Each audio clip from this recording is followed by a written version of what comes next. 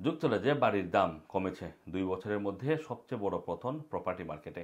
যুক্তরাজ্যে জুন মাসে বাড়ির দাম ০.৮% কমে গেছে, যা গত ২ বছরে সবচেয়ে বড় মাসিক পতন, জানিয়েছে মর্গেজ প্রদানকারী প্রতিষ্ঠান নেশন ওয়াইড। শেষবার এত বড় ধস দেখা গিয়েছিল ২০২৩ সালের ফেব্রুয়ারিতে।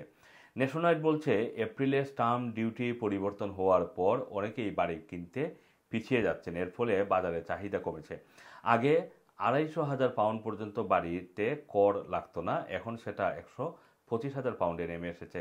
যারা প্রথমবার বাড়ি কিনছেন তাদের জন্য করমুক্ত সীমা ছিল ৪,২৫,০০০ পাউন্ড, এখন সেটা কমে হয়েছে ৩,০০,০০০ পাউন্ডে।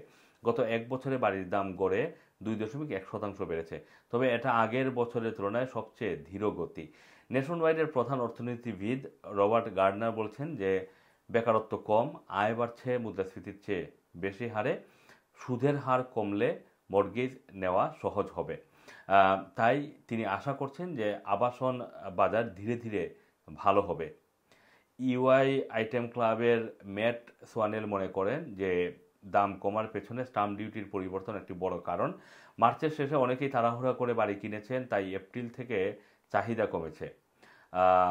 কোয়েল্টার সেবুয়েটের রুজি হোপার বলেছেন যে বাজার এখনও এই পরিবর্তন মানিয়ে নিচ্ছে, কিন্তু শিগগিরই এটি স্বাভাবিক হয়ে যাবে। নেশন ওয়াইডের যে তথ্য সেটা আসলে কেবল তাদের মর্গেজ গ্রাহকদের উপর ভিত্তি করে তৈরি করা।